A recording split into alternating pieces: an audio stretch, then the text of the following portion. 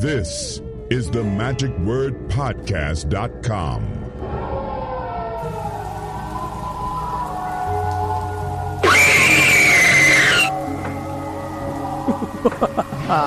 Hello, this is Scott Wells for the magicwordpodcast.com, and welcome to another month of Boo. Here we are, beginning our October with more scary stuff. Well, not exactly scary, but something that's going to be in the vein of, if you get my pun, something rather macabre, or at least unusual and somewhat different than what is considered typical bubblegum for the eyes type magic. This month we're going to be focusing on episodes featuring people talking about seances and haunted stuff, and also wrapping up with Houdini, since he had died back in 1926 on Halloween. All of the people you're going to get to hear this month are a lot of fun people that you will enjoy and learn from as well. So they will be entertaining, educational, and enlightening. What a great conversation you're going to enjoy this week with Eric Dittelman. While we were in Las Vegas for Magic Live, we had a chance to finally sit down and chat. This was a long overdue meeting, and this was something that I think you will enjoy on many different levels. Whether you are a mind reader or mentalist or not, I know that you will enjoy a lot of the wisdom he has to share with us here. Eric doesn't give lectures to magicians nor appear at magic conventions where he's going to be lecturing. If he has, I don't know where it has been. I haven't seen him doing that because he's out actually working in the trenches for real folks for real money.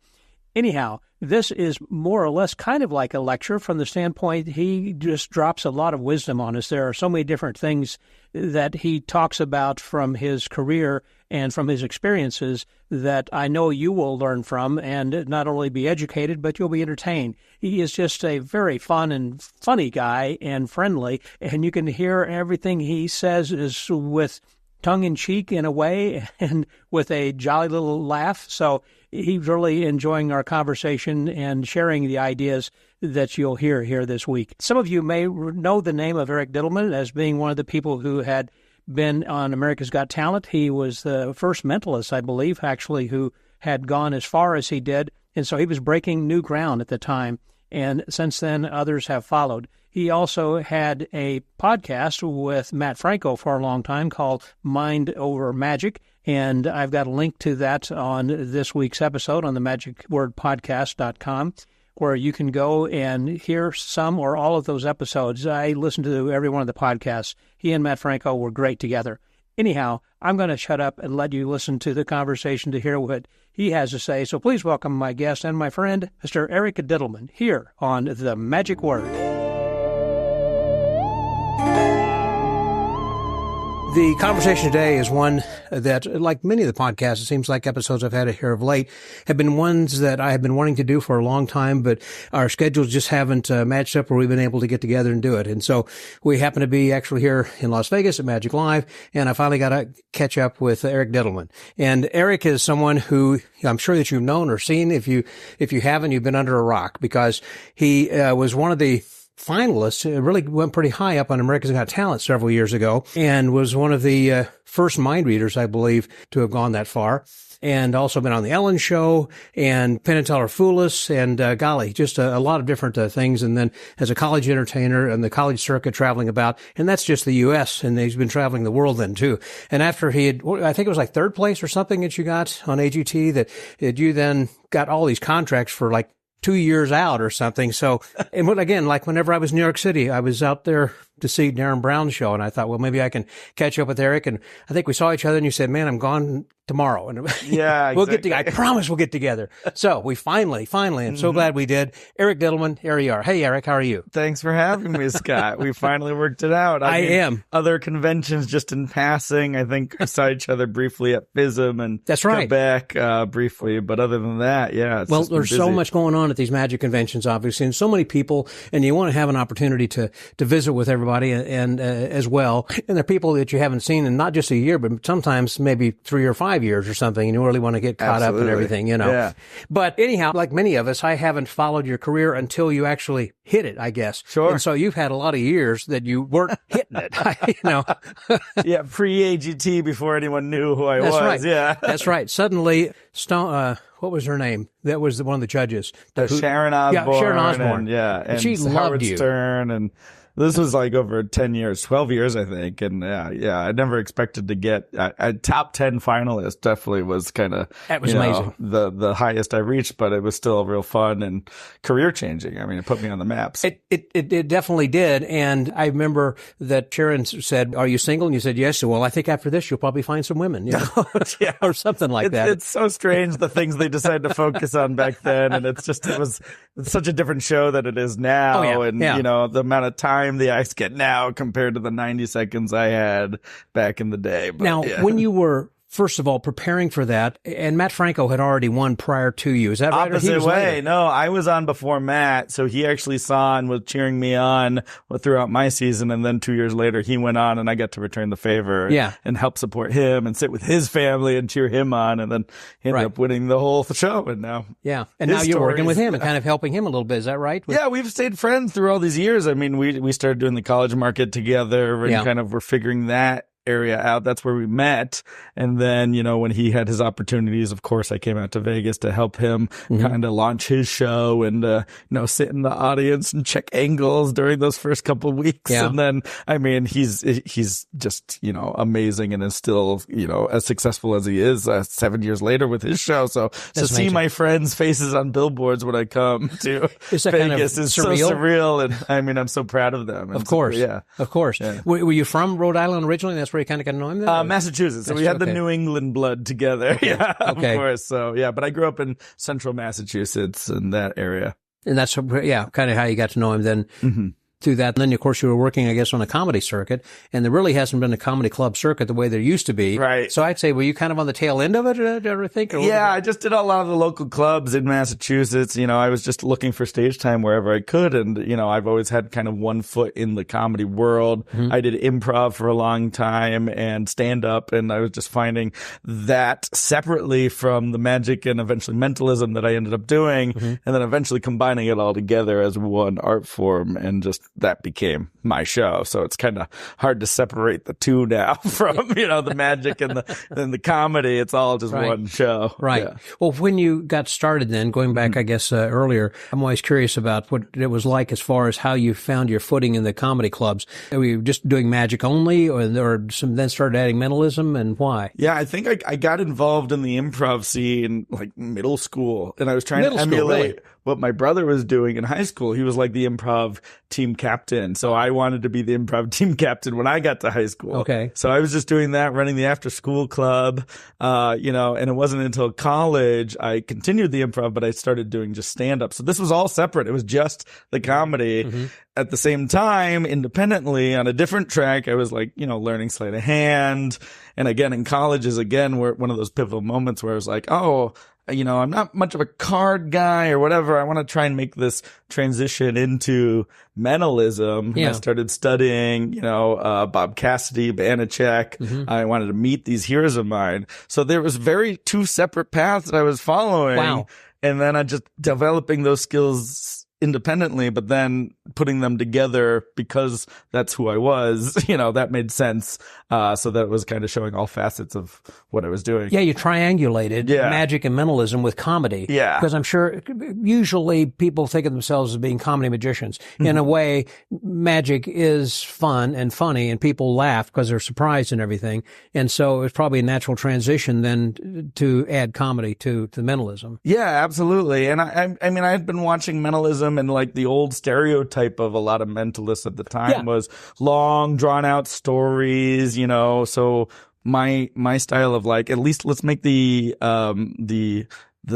process entertaining along the way. So I naturally was just including jokes I was writing, you know, for my stand-up act. Yeah. And I was like, oh, I have a bit about this. Why don't I see if I can attach an effect to it? And kind of approaching the creative process from that angle rather than what effect do I want to do, and let's write the jokes. Let's try it the other way and see what I want to say first. And see what's going to fit to the comedy. Yeah. That's a different way of looking at that, certainly. And I know, like, if you compare that, let's say, with Tim Conover, I mean, he used to have a very light kind of a show, but it wasn't as heavy on comedy as what yours is. I mean, you can tell that you have deep comedy roots. And it's because you're funny, and the way you handle that, the audience is great. And again, when I'm looking at Tim Conover, I used to watch him perform. He would just be energetic on stage, just always up on the balls of his feet, it seems like, and would get the audience involved as well, which is a different kind of a vibe of having people laugh. And with laughter, that is a good direction or misdirection for comedy. But in mentalism, there's really not a lot of sleight of hand as there would be that you need for misdirection.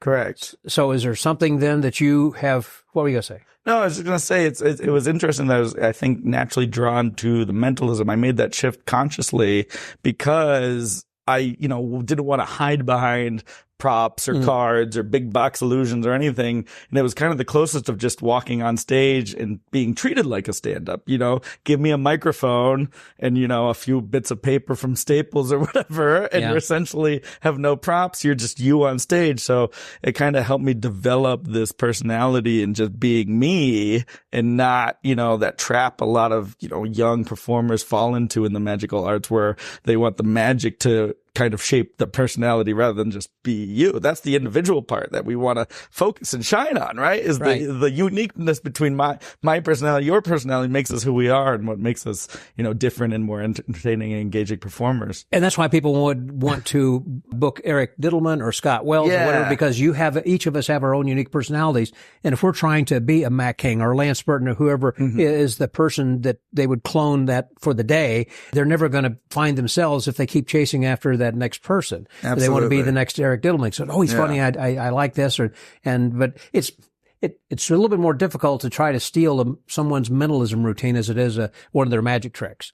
Yeah, I guess so. Yeah. And I think, again, then the improv side of things ties in so perfectly, I think, for mentalism, because you do have to be quick on your feet and you have to respond to what people are going to be thinking, and you never know what people are going to be thinking. Right. So to create little pockets of almost like a joke bucket where you're setting up the frame and then you're letting the audience kind of play and respond, and whatever their thought is, I, can go and interact with that. And I know that that's going to be the comedy part in the show. So, yeah.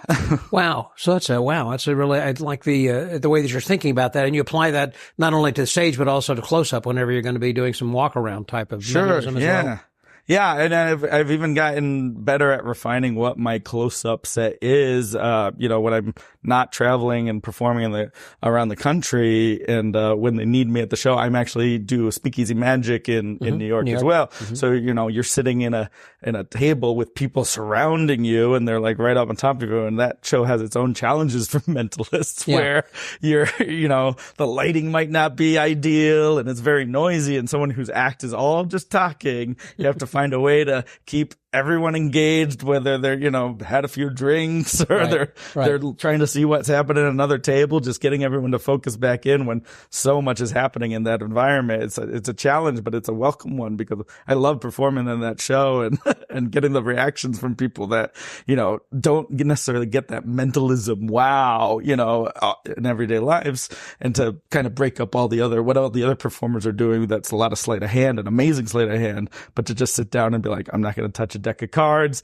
Who's your first crush? Just think of it, and just boom, they go wild. Yeah. Well, that's very direct. Yeah. And whereas a card trick is pick a card, do this, count down 20 cards, and then add those three together or whatever. It gets to be kind of a process. And convoluted. Yeah. And I think there's process, and there needs to be process in mentalism, but it's just finding ways to keep that brief if you can, or keep it entertaining if you can't make it brief. So as long as people are engaged throughout the process, I think that's the key. And you keep a finger on the pulse to tell if they're engaged or not. And if they're not, do you feel like I need to wrap this up or move faster? You cut things? Well, I'm going to do my time, because we all have to do our set time. Yeah. But you use different strategies. So, one approach, when I sit down at a table at something like Speakeasy Magic, rather than just launch into my first effect, I want everyone on my side. So my first effect is really the first couple jokes I tell, so that they get to know my personality.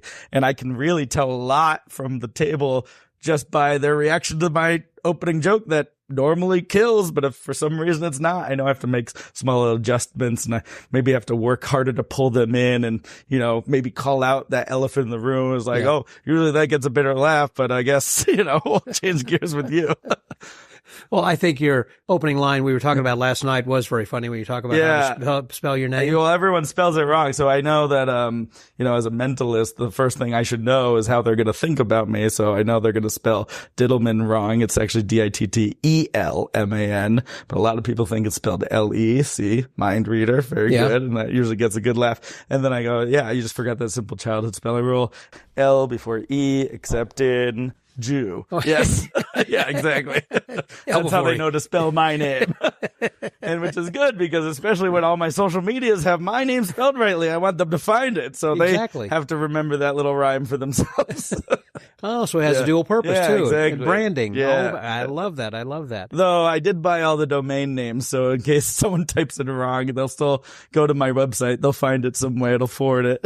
Like Disney, D-I-S-N-E-E or something, if the kids are typing it in or whatever as well. As far as the comedy, then, so again, you found your comedy roots when you were, I guess, as a child working in improv and everything, but you were doing magic then in high school, I'm assuming, a little bit then too? Yeah, it was just learning. I mean, it was very much a hobby at that time, just kind of, playing around with like early magic books and just card tricks, rubber band stuff. But I think you're in that formative age where you can experiment. You can find different types of magic that you can play around with and see what fits best with you. So I think I found it later when I switched from, magic into mentalism that just resonated with who I was and my personality. Mm-hmm. So I just continued down that path because I found the most success and it felt the most true for me. Right. Yeah. Right. And as far as the speakeasy, I want to go to that for a minute, and not just there, but also when you're doing close-up. How do you introduce yourself as a mentalist? Because particularly, let's say a speakeasy where they come to see magic, they don't necessarily come to see mentalism. I was talking to someone today about what it's like when working. I was talking to my Uber driver about a magician walking up to a table, because a lot of times people don't appreciate a magician that someone's going to do magic. In other words, if you pay for a ticket to go and see a magic show, you know what's coming. But if you're paying eat whatever's on the menu, and someone comes to your table and says, "Hi, you want to pick a card?" or or "Did you lose a white knife? How about a red knife?" or whatever it is. You know what I mean? I think it'd be more difficult to walk up and say, "Hey, can I read your mind?" I mean, it's even more mind blowing. I mean, I would think for people to try to relate to how do you explain yourself and what you are when you go to it? Yeah. Well, the beautiful thing about Speakeasy is, the intro of the show really showcases Todd Robbins' brilliance, because he's setting the tone for what that experience is. And he'll tell the audience that you might see, a pickpocket or a card sharp or a mentalist or a mind reader who's there to read your mind. So I'm not approaching the tables cold. I don't think I'm very, very often in a situation where I have to go up to a group of people cold and surprise them that I'm a mind reader, because either I'm, doing a corporate banquet where I'm going to be performing on stage later, so I can say I'm here hired by the company to meet you, and I'll just say I'm, Eric Dittelman, the mind reader, and then they're interested, and I'm like, you want to see something now? We'll do something short to kind of break the ice and getting people talking, because again, you have to know why you're there and why you're booked. And, during cocktail hours for corporate events, it's just to get people interacting with each other. So I want to facilitate that. And whether it's me being Mr. Personality and just telling jokes and then showing them one kind of cool, interesting piece of mind reading, that's one thing. Or then to set up hey, this is a big, event for you and a big treat for you that you're here at a sales, rewards, client appreciation, that you get your own stage show with a mind reader later. Let me tell you a little bit what's about to happen. You get to see a sneak preview before before, the 30 or 45-minute program. So again, you're not really approaching these cold per se because you're there for a specific reason. And then back to Speakeasy, Todd is really setting that ambiance and really setting every performer up for success just the moment the show starts. So I say, that makes perfect sense. My thought, and you've answered the question there as to like a corporate strolling thing during cocktails when they may not necessarily be expecting it, but then when you're saying, well, I'm going to be performing later, let me do something for you now. So it's a nice way of trying to do that. Plus, you can always do a little pre-show. I mean, you can take advantage of opportunities. I mean, by at least learning somebody's name, if nothing else. Sure. Again, I like to have as little stress before I go on stage as possible, so to not worry much about any of that kind of approach to it. But ideally you can just walk on stage and wow an audience, and you can just show up without having to do anything beforehand. Well, at Speakeasy, I understand that they do kind of have a rotating stable of so I'm not there all the time. So I'm Alex Boyce there when they need me. Exactly. They said Alex Boyce was saying, well, just call me when you're coming in town, I'll let you know my schedule is. If I'm in town, I'll come see you, or whatever. Absolutely. So I know that you travel a lot. Are most of your things anymore much of the college circuit, or are you doing the more corporate, or both? I mean, I think it's just good, especially post the pandemic. Diversifying is the name of the game. So like you can't necessarily rely on one market as much because, there's things can fluctuate. It could be good now for certain years, and then you might see a dip in certain markets. So like to have different options and just to keep working is the goal. And, just to be open to opportunities and find ways to make things work. I mean, when we all made the shift kind of to virtual shows during the pandemic, that was a whole world that we didn't even know existed, but we found a way to make things work. So,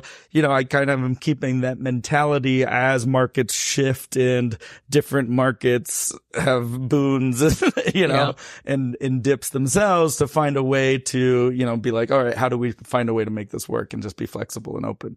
Do you still do some Zoom shows for clients? Not as much anymore. Well, it's an option. Much, I mean, they'll give me a price and I'll do one, but of course. I'll never say no. It's just, I'll quote you a number I'll do it for. But people are anxious to get out of the house and go and see live entertainment, basically. And especially with comedy, with that side of what I do, you want to be present in the moment, and you're sharing, an experience that they might only happen now. Like the thing about improv, it's ephemeral. So if you go to see an improv show, that improv show is not going to happen again. It's almost like you treat each scene like tissue paper. When it's done, you toss it up and throw it away. Right. It's, we just shared in this moment together. We only have that. So keeping that in the live performance. So I'm always looking for opportunities where someone kind of, you don't want things to go off the rails, but when they do, I'm not scared of that because I know this is a unique experience. Right. And sometimes it makes the show more fun, but you just need to know how to approach it and to kind of contain the madness. You don't want it to bomb, obviously, but having the experience of like, going with the flow and making things work, that's been such a key element that I've learned from improv. People are starting to learn more what a mentalist is and what mind readers are. I mean, they understand magicians now. As they start to understand our line of entertainment, I think they're starting to expand their minds. So you're still probably meeting a lot of people saying, you do what now? Yeah, I think it's more recognizable now with like, there was the old TV show, The Mentalist that was on. So it's more in the vernacular. I just tell people normally I'm just a mind reader and people get what that is, but I also tell them I'm an honest mind reader, and I'm like not using any supernatural or psychic powers, but it's a combination of magic and psychology. And that's kind of what I use to justify the quote method. And that just, people have thoughts on disclaimers. I just found something that works for me and resonates with me so that I can not worry about it and I can be myself. And I think that's more important. So whether you want to use a disclaimer or not, is it really going to change someone's mind in the audience? I have no idea, but I just want to make sure that I'm comfortable in my own skin so that I can be the most me I can be. Well, how do you skirt that issue?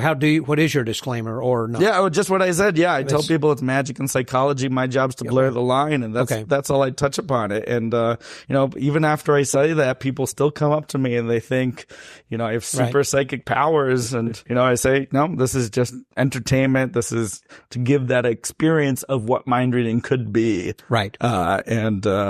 Usually kind of, most people get it. Right. Most people do. Yeah. I was just thinking, for an example, like what Banachek would use my five senses to create the illusion of a sixth sense. Right. Of course. Great line. Yeah. Yeah. And I think that is a great line, certainly. And speaking of Banachek, I've worked with him so many times and, of course, as a business partner, but I was working for a client and I'd done 60 or 70 shows and a time or two, we haven't been able to work things out and they wanted me and they couldn't change their date to, affect my schedule. So I said, how about Banachek? Well, he just, course, killed. And it was interesting because we were talking later and he said, well, this company had called me back because they were closing dinners for financial investors. And so well, they called me back. And asked me to do a show for this. I mean, the client did. So, I had called my client and they said, we're going to continue to use you. We love you. It's just that the top executives didn't understand how he was doing what he was doing. Right. It's a different brand. They were having fun with you. It's fun. It's funny. It's magic. And they know it's not magic. But when it comes to mind reading, they're thinking, what is this? How did he get in our minds or something? And they were curious to have another experience or another swing at the ball, I guess, and so they were wanting to hire him to come back. And well, that's great. And I continue to say, well, if there's others, don't feel like because you're not taking my client, Sure, you're building on something else. And so I just think that mind reading has, certainly an appeal, particularly in this case, there were people who were on the board of directors of different companies who, use their minds all the time and they direct, billion dollar companies and hundreds or thousands of personnel. And that somebody comes in and says, and starts sweeping out your mind and dusting into the corners. And you're thinking, how'd they get in there? Right. Yeah. And I think there is an intimacy with mentalism, right? So it has to be about that person and what they're doing. I think, the mistake, people just getting to mentalism sometimes make is like, look at this power I have, and they make it about themselves when really it's about the audience member, the participant you're working with, and how you make that human connection. And I mean, we're seeing, with the trend when I first started getting to mentalism, there was not a lot of mentalists, but now people are seeing the power that it has when you do make a connection. So you see a lot more magicians adding mentalism to their shows because they're getting this wow factor, this big, powerful moment. And I think, magicians can learn that, like, even when you're doing traditional sleight of hand or just card tricks or whatever, to still try and find that connection and make it intimate or make it about the participant in some way. And I think you'll even get greater reactions than the reactions you're getting. Right, right. Well, I remember so clearly back in the 80s that it seems like Larry Becker was one of the people who was at the top of our field as far as being well known and everything. Because I remember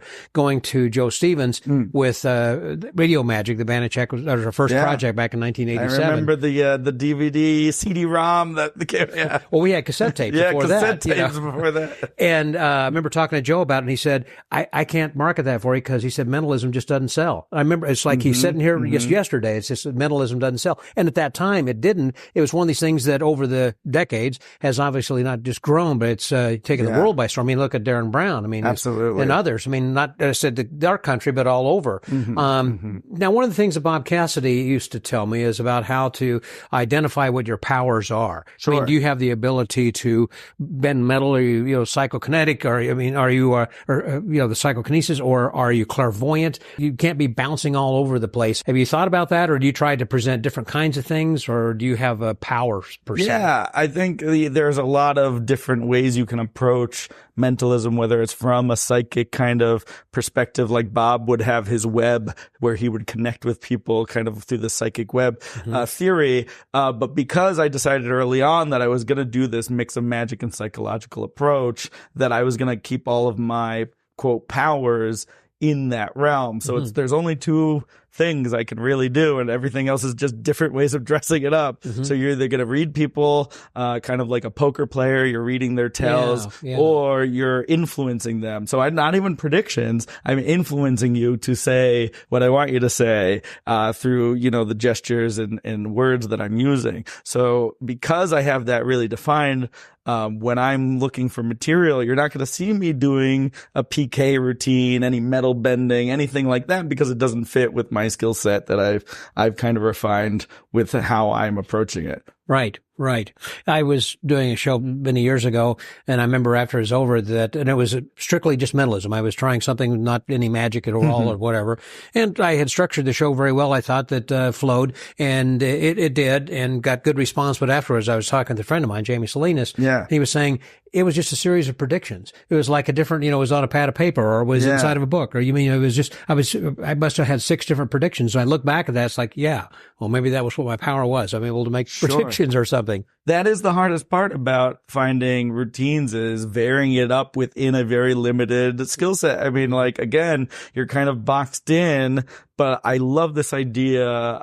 There's a book called A Beautiful Constraint, and it's all about creating art when you have some sort of specific rigid guideline. So because you're putting these self-imposed rules, it forces you to be more creative and find solutions that fit within those boundaries. When often I get the most stuck, it's when I have no parameters at all, and anything is open and all the options are possibilities, and you kind of get stuck with choice paralysis because you don't know which path to even go down. Right. And then you don't go down any. So once you just make a decision and go down that path, then you find ways that things are going to work out, and you'll find new approaches and new ways. So when I'm creating now, I'm constantly trying to find new ways, one, to make mentalism feel bigger or feel more visual, which is always hard to do, because it's so internal. But also I'm trying to find, specific new paths, new reveals, things that are different. I'm looking to different types of art as inspiration,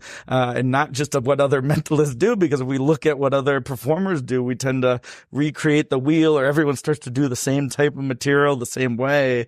And I want to know what everyone's doing so I can do something different, and I can be unique in that playing field amongst other performers. Right. It seems that, like, there are, what Fitzgibbon said, there are 15 different elemental things, where there's transformation, transportation of something, a vanish, penetration, production. Sure. A few things like that, I'm saying. And mentalism is one that's kind of all lumped together. Exactly. But within mentalism, I think you can break it down in a few more ways. But again, at least more limiting. At least 13 steps. Well, those are more about, I think, methods, but but I think that's the mentalism AA program. You get an extra step. And then to quit mentalism. Mentalism Anonymous. Mentalist Anonymous. MA. So again, adding comedy, that is a whole different thing, and then trying to keep that so it's short and sweet, so you're not having a drawn out routine. It was just, I guess, comparing this about when Dunninger's perform. I'm sure that they had some long, protracted types of routines, but that was of an age shortly after Houdini had done all of his things, where he would be on stage and trying to get out of a straitjacket. He'd be behind a curtain or something, and people would just stare at the curtain for 15 minutes. You can't do that now, obviously, but I mean, it was something back then, and I guess heart-stopping or whatever. But well, I mean, just in the technological age we're in, where, you have TikTok and you have these short videos. I mean, I'm finding it even with myself, my own attention span is, very limited. And I think we have to understand that about our audiences. Like, you can do long, drawn out pieces as long as you keep it engaging along the way. People are willing to sit down and watch an hour long of quality TV right now, but, they're also willing to just sit and watch a YouTube video that's a few minutes, long. So we have to have that variety and keep the audience engaged through what we're saying, make everything intentional, because if you're just filling the time with or not, you're meandering around, you're going to lose the audience. So you got to draw people in emotionally. You got to keep their attention, or keep things short and get to the point. Right. Those are two strategies. Get in, get out. And I think they're both important in a show. I think you have to have variety. If you're looking at your, whether you're doing a set as a close-up performer or a full stage show, have moments where you have a longer piece where you draw people in emotionally, or have some quick, fast fire, bam, bam, bam routines. When I'm not performing and not on the road, I try every chance I get, because since I live in New York City, to go see a theater. And I think you just learn lessons from watching other people tell stories, and what people are being entertained and how they're being engaged, whether it's a Broadway show or a comedy show or some weird avant-garde circus thing. Like, that's one of the reasons I love living in New York City, because you can go see a show every night and you can learn something of either what to do, or if it's not so good of a show, you can also learn the other thing of what not to do. So it can be a learning lesson. One way or the other. That's true. Yeah. I remember seeing some people on stage saying, "Oh, now I know what not to do." Yeah. But on the other hand, I've been inspired by some people on stage saying, "Oh, that could be also applied to this." I mean, but by going and seeing these kinds of things, it inspires you further, I guess, because obviously those are scripted and not just an outline. I think a lot of times magicians might have an outline of something, and so when they will rehearse or practice, there's a difference. But I think if they are rehearsing their script and talking, then they will start to get their timing down whenever that they actually in real life situation. So do you write your scripts then too? Or? Yeah, I mean, I write things, a lot of stuff too. I mean, there's different ways to approach, this from like even a stand-up performer will write some jokes down during the day, but they'll just have the basic idea, and you can actually work things out on stage. But you also know you can have like works in progress shows. You know that the things aren't going to be as smooth as once you do it over 100 times. And then once you do for over and over again, things get polished, and that almost becomes your script because you start saying it the same way. So you can approach scripting that way, or you can try writing things out. I do it both ways, back and forth all the time.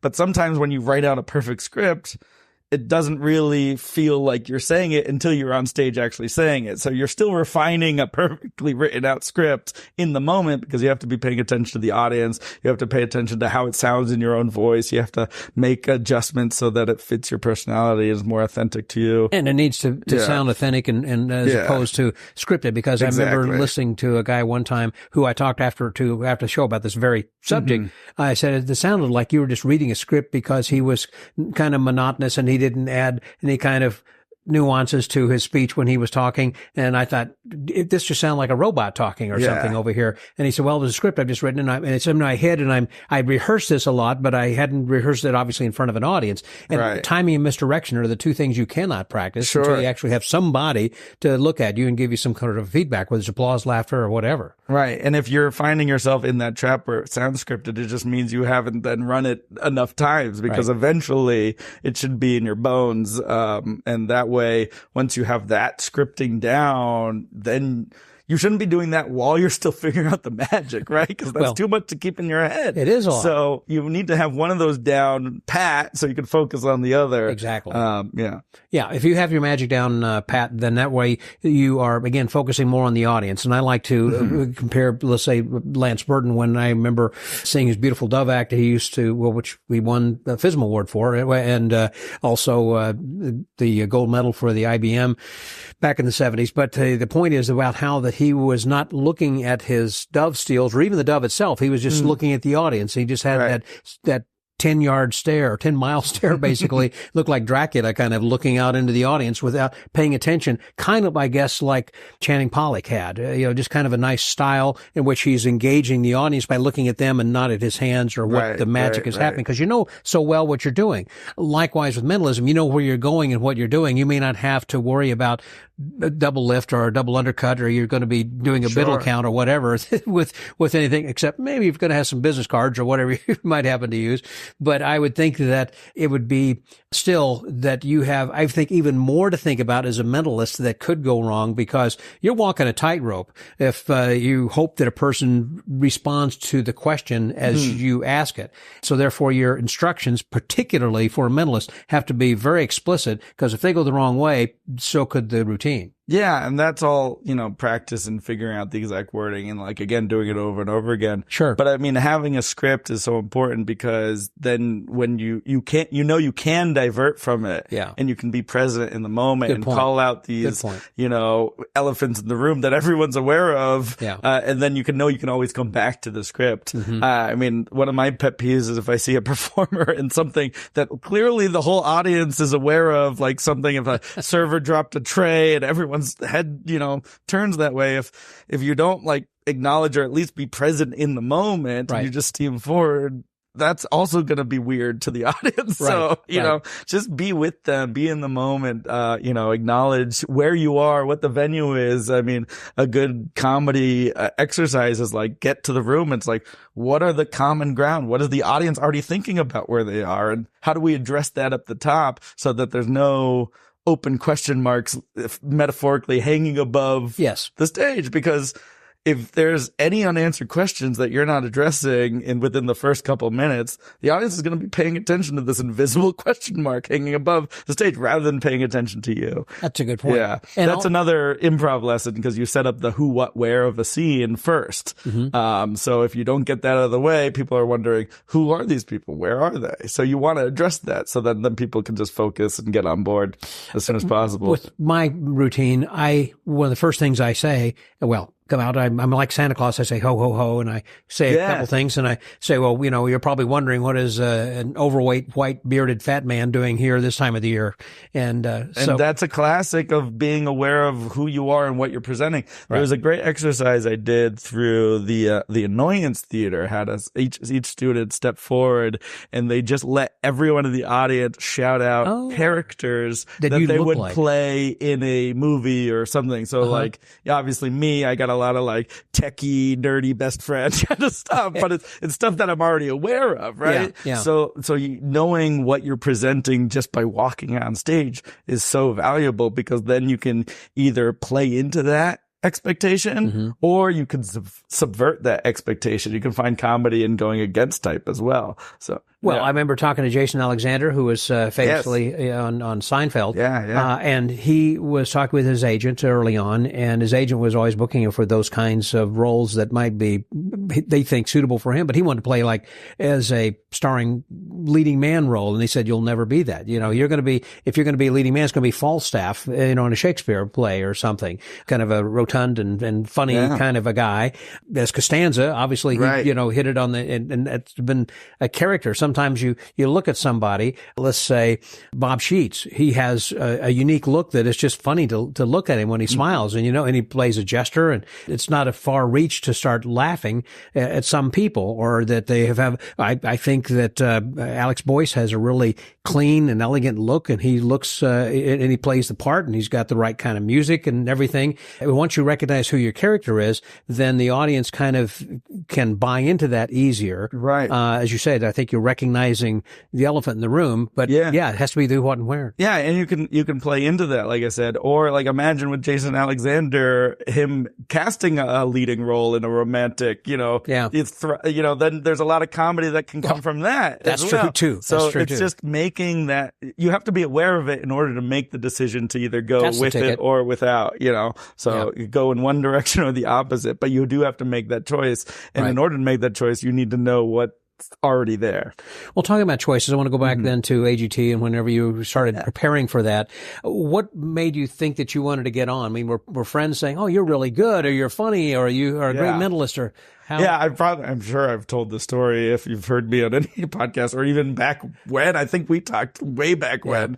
No, for me, it was I was just kind of scraping by. I'd originally just changed career path. I was going to go down this entertainment road and try it out, and I realized, especially in the markets I was doing at the time, the college market, I was like, well, everyone seems to have a TV credit or some sort of thing to make them stand out. So I was like, I guess I'll try and get a TV credit. And if not, at least I have that experience to see what auditioning for a TV show is like. Right. And I expected nothing to come from it. And then the fact that it went over well with the producers.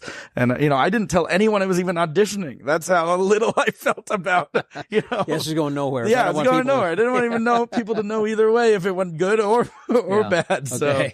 So, so I just thought nothing of it. I was like, all right, I got that experience to see what an audition's like. We'll just move on and see what the next opportunity is. And that's when they called me and they're like, hey, you're going to be on the show. Mm-hmm. So once my first episode aired, I was happy because that's all I wanted. Yeah. I just wanted the clip. So the fact that I kept going beyond that, everything else after that was icing on the cake. So it's just, how do you keep that, plate spinning as long as possible, right. Get that attention going, and coming up with new routines. And again, what plays big, what's visual, what hasn't been seen before. And that was all kind of the process of, figuring out what to do on TV. Well, that's the thing is after the first week, it's like, what? They want me to come back and I got a week to figure out something. So did you go with the thought that I have 2 or 3 things? I guess I could do this. And then, you started rehearsing that, and then you had to run that by the producer and they said yes or no, or? I had the luxury at the time being the first mentalist that they didn't ever see what anyone else could do, right? Okay. So no comparison. So I literally only pitched one thing per round. So they had to say yes because they didn't know. Like if you're a singer-songwriter, you have to give 5 songs as an option. And I always told people, like, don't pitch anything you don't want to do because odds are they're going to pick the one you want to do least. Yeah. So, if you choose something you don't want to do, it just happenstance they'll pick that one. I never thought about that because I hear several times when someone will get started, then Simon Cowell will say, wait a minute, stop right there. I don't like such and such. Have you got anything else for us? Maybe. And I've thought, first of all, that's, taking you back. But then I'm thinking, no, I'm sorry. I don't have anything, maybe I'll come back next week. But like a magician would not have something in his pocket necessarily because you're prepared for this. I'm pretty sure. I mean, again, it's a whole different show now. I mean, it's a whole new judges, new hosts, new, probably producers and everything. Yeah, you had Howard Stern and Sharon. Howie's still on the show. He's the one remaining constant. Yeah. But like for me, again, I was only going in with that one goal. So I pitched, doing, duct tape over my eyes, the blindfold routine, but that was all I had planned ahead of time. And then I didn't start thinking about the next round until I found out that I was through to the next round. Right. So then I had a certain amount of time to figure out and pitch a new idea. Right. And then I also, again, we talked about, putting a show together and having variety and ups and downs and longer pieces or shorter pieces. So I kind of started to treat my time on America's Got Talent as a whole as well. So, I did a big piece using all 3 judges for the first round. And then the next piece, I brought it much smaller and, revealed Sharon Osbourne's first crush. And I wanted, not a negative comment, but a constructive comment so they can see I had room to grow because if I went through to the live rounds, which I did, I was already planning on kind of starting to think what could be bigger. And I pitched this big deal or no deal thing. So now when, dance acts were on the show, they would kind of do an amazing number, but then do another amazing number that was equally as good. And they kind of just plateaued and it was just the same across each time they performed. Yeah. So I had, peaks where I could keep building each time. And so I do like, oh, it's small. It's intimate, this crush thing. But then bam, you got now 16 girls holding briefcases on stage, real big production value. Right. Yeah. Right. Which is what I've heard Simon often say. This is like to Matt Franco. This is great, but you need to play to the whole audience. Which is a great thing. They loved Matt from the beginning. I mean, he took cards. He was very much in that lane. And then, he found ways to make card tricks bigger and bigger and, using fire or things showing up in, the seats of of Radio City Music Hall. So, So which he still does to this show now. I mean, it's amazing. It's all he's got a great stuff. show. And it's what I'm fantastic. thinking is that many years ago that he had won and he's no longer, I think, riding the AGT wave. He's coming to his own as, he's a legitimate star. Yeah, I would say he has filled the void Lance kind of left behind as like the family show. You're going to have a good time. And, Matt's really, that wow factor, but hey, you can see Penn and Teller and they're doing, all their amazing stuff. They've been around for a long time. You can see their greatest hits. You can see their new stuff. You can see Copperfield. You can see, Chris Angel, all these big headliners on the strip. But Matt's that one that's like, he's the family show you want to bring the young kids to, the old, the grandmas to, Right. and he's wowing them all. So yeah, super proud of my friend Matt. Yeah. And I've told him we had our own podcast that we started during the pandemic. I do remember that, the two of you. Yeah. And I listened to every one of them. Oh, thank you. Yeah, I really did, because I thought you had a nice vibe between the two of you. Yeah. And you were saying, well, you were going out and here are the shows I was doing, and Yeah. here's my experience. And he was talking about what he was doing. And of course, you were going out. I mean, you were Zooming to these other shows, I guess. It was great to document that weird time during the pandemic while he was reopening his show in Vegas and I was going back on the road, and the challenges we faced. I mean, I think I even posted on our social media of me like wearing, those masks we wore, the big like shields. Right. I look like a Mandalorian character going on the planes and performing behind plexiglass at, colleges. Like I was a human zoo subject, kind of stuff like that. So it was great to document that. And I mean, it was a good excuse for me and Matt to kind of, while we have the free time, to reconnect each week and see where we were and talk magic theory. So the episodes are still up. I mean, we're no longer doing the podcast. We stopped, when Matt had his baby. Right. Baby is the number one killer of podcasts. So don't have any babies soon, Scott. This one might end. Thank you. Well, I think it's safe. Yeah. But it was a great experience. I mean, I'm glad we have that kind of back catalog for people to discover. You can also tell what close friends you are. I think that was the key to that. And also the way that it flowed, because I remember there was like a fun little part where you play the game. Yes. Of, diddle me this. Diddle me, Diddle me this. Diddle me this. The riddles, yes. yes. So I'm such a big trivia fan, so Matt started asking me trivia, and I would ask him riddles, and just to kind of break things up. Did you really know the answer or not? I mean, it was just, did he come up with something each week that tried to fool you? He would really try and trick me. Weird. That was all honest. Nothing was pre-planned. I didn't think it was. Didn't feel like it was. Yeah, because I've been such a trivia buff, and I think it's important even as a mentalist. You watched Jeopardy? Yes, I tried out for Jeopardy once. Did you? Yeah. And? It was back in college. They don't tell you how many you missed on the quiz. Oh. This was in person too. Oh, okay. So I got like a water bottle and a pen. So and none of my categories came up too. So I said, I missed it by one. Who's going to know? I don't know. Exactly. Don't know. You were that close. But you can see me on Cash Cab. So I was on Cash Cab.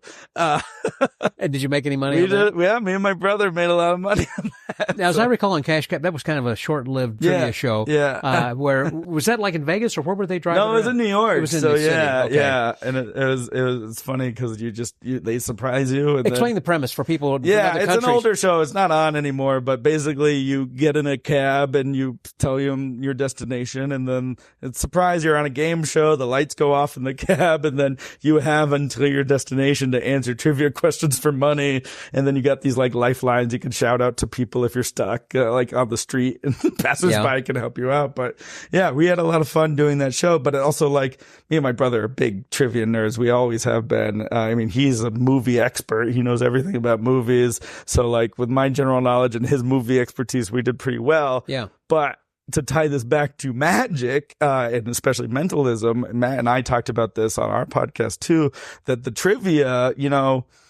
knowing a little about a lot of things are just extra reference points you have when you're performing and someone says, a thought, or if they say a movie and you happen to know something about that movie, now you can respond or you can extrapolate ideas from it. So like I knew you were thinking of the movie Jurassic Park, I'm probably going to reference the most iconic scene that comes to mind right away. If I tell you to think of an iconic scene, you're thinking of it right now, Scott. Yeah. I am. I'm probably picturing in the same exact one. So I'm probably picturing, I'm getting a lot of rain. I'm getting like maybe the fence is getting broken. The giant T-Rex is coming over. It's attacking the cars and the mud. So I'm adding all these extra details to a thought that we just are shared experiences. Before we even name the movie. Or even if we do name the movie, the fact that you're thinking of that same scene, I can make it feel like, I picked up on your thought when I'm just pulling from my own trivia knowledge of something. So the more you can know about things in the world, the more you can make those references and make that mind reading feel even more I always real. like that about particularly a movie, trivia and a movie prediction in which that there are a bunch of movies, and once that you know what it's going to be, that you are saying, well, I'm getting this because there was something burning, or I'm getting the sense or smell of smoke, or whatever it is, and you describe a scene from the movie, and it may or may not be this like you were more direct and saying, here's what you're thinking of, but you're saying, does this make sense to you? You know, the smoke or the fire or something, and it was in a city, and it was I want to say it was in the South someplace, and this is an older movie. And even if they're not thinking that, now they're trying to make sense of what you're getting. Correct. So now it seems like you're reading their mind either way. But you can't do that stuff if you've never seen the movie. So, I mean, you have to, like, the more you know, there's another lesson from improv. It's like, you never know what situation you're going to be in a scene. So if do a little homework, like figure out what like a postal worker does, so that you can draw from that experience. You don't need to know it as an expert, but to just have a couple reference points, and, you can use that in your Rolodex and just pull it out, when you're live performing. One of the most incredible things, one of my friend Dave McGee does, is people will write down, they'll think of a celebrity, and they'll just write down their first and last initial, and then he'll get a peek at it. So he supposedly doesn't even know their initials. So he said, I want you to think of the person, jot down their initials is all you have to do. And he could tell from the initials 90% of the time. He was telling me he was doing a show like for Al Pacino, and he would just, and it had some other celebrities that he's performed for. To me, that's the most amazing thing. And I've tried that a time or two, and I haven't been tough. It's tough. Close. And, I mean, even not in the magic world, I show off my brother who does a trick, and it's not a magic trick. Like I said, it's just he can do 6 degrees of just Kevin, a skill. He can do 6 degrees of Kevin Bacon between any two actors. So again, he's just making those he goes off into the corner and he kind of thinks through the movies and different movies. He can say Sharon Stone and Jeff Bridges, and and then together. Put them on the spot, and then he can then tell you how they're connected and what movies they're connected through, and it feels like a magic trick, even though it's just trivia. Wow. That is incredible. But it's just a skill. That some people have because of the knowledge that what you have. Man. So use everything. That's the other thing I learned about showbiz. I mean, I think Johnny Carson wrote about this too. He's like, you're going to use everything as like a late night host. You're going to use everything, every bit of you that comes back. So, that's what I want to see when I see a performer, is like, what parts of their lives are they sharing? And I want them to use as much as possible, because again, it goes back to being unique, and that makes you different than everyone else, of the more experiences you can share that you've had. That's like with my podcast. Whenever I'm talking to people, I have lived long enough and done enough things that I can relate to different kinds of sequences that people, their trails might go down, because I can relate to that and kind of help talk about that. Absolutely. Then as well. Yeah. And speaking of podcasts, the name of your podcast was again what? We were Mind Over Magic. So you could check that out. Yeah, the archives. What would be one of the ones that you would recommend? In other words, people have asked me, well, if I've never listened to the podcast, what one would you recommend that would hook me to listening to the others? Was there something that you guys did once? It was because you never had guests. It was just the two of you. Yeah, we had like 2 guests over 100 episodes or something like that. So they were very rare to have guests. Yeah. I can't think of which one off the top, but just kind of read through the descriptions. They were always a lot of fun, and they were all I say the same. I mean, as far as the structure of it. Sure. But we'd go into theory. We always save like the heavy theory for the second half. We'd kind of catch up a little bit, see where we were in the world for the first half. We'd break it up with a little, like the trivia and the riddle. And then we'd kind of go into different deep theory ideas, whether it's performing based or magic theory as well. So that was always kind of our format. But it was very much top of mind. And again, the connection me and Matt, I think, was the unique part to see, that we just had so many years as friends together. We know kind of how to lead and play off of each other's thoughts and how many episodes where we align. Did you do? I think we did about 100. I think we did it for 2 years. Yeah.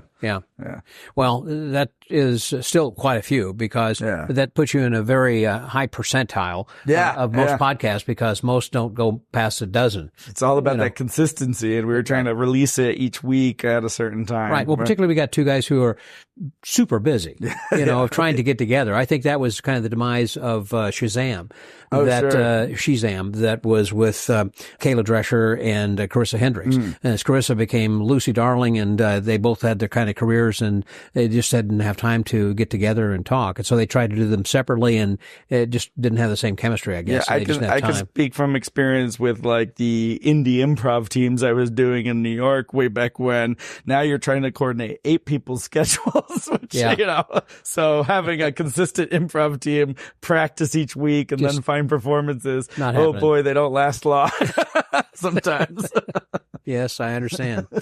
Well, we could go on for much longer. I appreciate the time that you've given me over here. This has been fantastic. Great, Scott. A lot I'm glad we were finally able to connect more than just in passing in the hallway.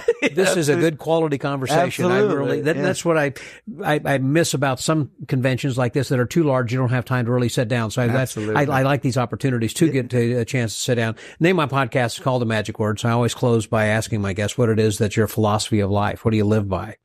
Oh, that's a deep one, Scott, right away. A philosophy of life. I mean, I think at this moment, to maybe just sum up what we've been talking about, is kind of like find that authentic you and, you know, bring all of you to everything you do, because that's what sets you apart. And, you know, what are we doing, whether not to the, you know, we're going to see shows to see someone on stage bearing themselves on stage for your enjoyment. You know, people go to theater just as an excuse to stare at another human being. So like find out who you are so you can make a better connection with someone else, I think. That was well said. Boy, I'm glad I have that on record recorded so I go back and say that again. Yeah. Eric, thanks so much. Thank you for having me. Yeah. I appreciate you coming here. Thanks for your friendship and time. Can I plug just like, if please do. Go to my website, ericdittelman.com. You can spell it wrong. It'll probably still get there, but it is ERICDITTELMAN.com. And then just every social media is Dittelman, spelled the same way, DITTELMAN. So if you're in the city, be sure and go by Speakeasy. Yeah. And I might be there. That's right. And if they need to contact you, they can, saying, hey, what is your schedule? So that way I might be able to hopefully we can coordinate. Check you out when you're going to be there. Great. Eric, thanks again. Thanks for having me. Appreciate it. You bet. So for the Magic Word Podcast, that was Dittelman. Scotty out.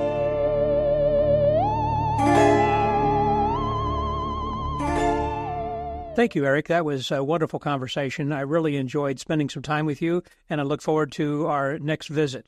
I hope you, the listener, got a lot out of that as well. In fact, I kind of feel like he had so much information there, you might want to go back and listen to it yet again or a third time perhaps, and make sure that you share these podcasts with your other friends so this way that we can help increase our listenership at the Magic Word Podcast and help this podcast grow.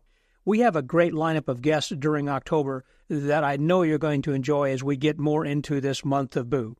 So, until next week, stay well, get booked, and remember to find out who you are so you can make a better connection with someone else.